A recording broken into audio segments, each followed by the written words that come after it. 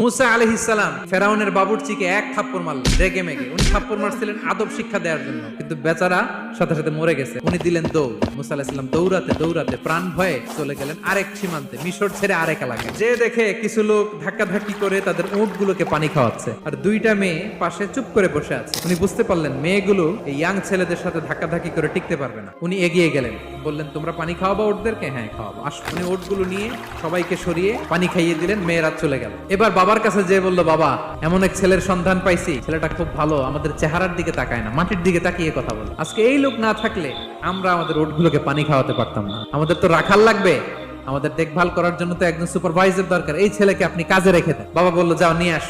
মেয়ে দুজন যে বললো আব্বার কাছে চলেন, আব্বা আপনার কথা বলবে, আপনার সাথে আলাপ করবে। মুসা আলাইহিস সালাম বললেন ঠিক আছে, তোমরা পেছনে পেছনে যাও, আমি তোমাদের আগে আগে যাই। তোমরা আমাকে বলবা যে ডানে না বায়ে না সামনে। মুসা আলাইহিস সালামের নজর যেন তাদের দিকে না পড়ে। মুসা আলাইহিস সালাম বললেন আমি আগে যাই, তোমরা পেছন থেকে বলো ডানে না বায়ে, কোন গলি, কোথায় যাবো। আল্লাহু আকবার। যাওয়ার পরে মুসা আলাইহিস সালামের সততা, এই বিশ্বস্ততা আর স্ট্রেংথ, শক্তি দেখে ওনাকে কাজে রেখে দিলেন মেয়ে দুটার বাবা।